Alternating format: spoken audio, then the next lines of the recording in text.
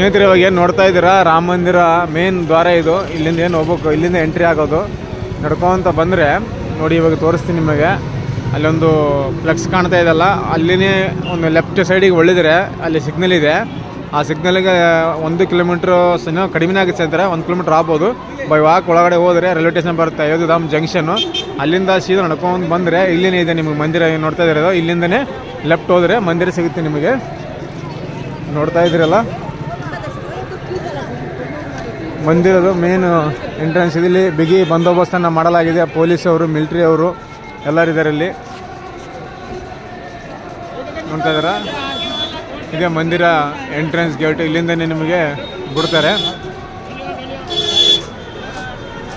ನಿನ್ನೆ ಕೂಡ ನಾವು ಇಲ್ಲಿಂದ ಹೋಗಿ ದರ್ಶನ ಮಾಡ್ಕೊಂಡು ಬಂದಿದ್ದೀವಿ. ಜನನೇ ಬರ್ತಾ ಇದೆ, ಇನ್ನೂ ಜನ ಬರ್ತಾ ಇದ್ದಾರೆ. ತುಂಬಾ ರಶ್ ಇದೆ ಅಯೋಧ್ಯ. ಯಾರು ಬರೋರಿದ್ದರೆ ನೆಕ್ಸ್ಟ್ ಮಂತ್ ಬನ್ನಿ, ಫೆಬ್ರವರಿ ಸ್ವಲ್ಪ ಕಡಿಮೆ ಆಗ್ಬೋದು ರಶ್ಶು. ಸೊ ಈಗಂತೂ ತುಂಬಾ ರಶ್ ಇದೆ.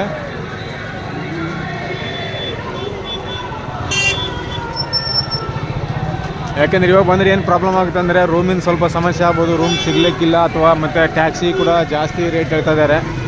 ಟ್ಯಾಕ್ಸಿ, ಆಟೋ, ನೀವು ಬಸ್ಸಲ್ಲಿ ಹೋಗೋದು ಬೆಟ್ರು. ಯಾಕಂದರೆ ಲೋಕಲೆಲ್ಲ ಬಸ್ಸಲ್ಲಿ ಓಡಾಡಬೇಕು ಅಂದರೆ ನಿಮಗೆ ಸ್ವಲ್ಪ ಕಾಸ್ಟ್ ಲೋ ಆಗುತ್ತೆ.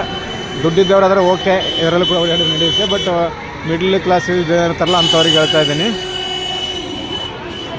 ನೋಡಿ, ಬಿಗಿ ಬಂದೋಬಸ್ತನ್ನು ಮಾಡಿದ್ದಾರೆ.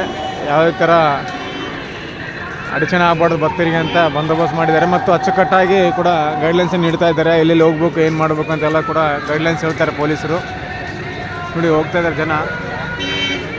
ಈ ಕಡೆ ಹೋದರೆ ಡೈರೆಕ್ಟಾಗಿ ಇಲ್ಲೇ ನಿಮಗೆ ಮುಂದೆ ಹೋಗೋಣ, ಸೆಕ್ಯೂರಿಟಿ ಚೆಕ್ ಆಗುತ್ತೆ. ಬ್ಯಾಗು, ಕೌಂಟ್ರೆಲ್ಲ ಇಟ್ಟಿಗೆ ಡೈರೆಕ್ಟ್ ಒಳಗೆ ಹೋಗ್ಬೋದು.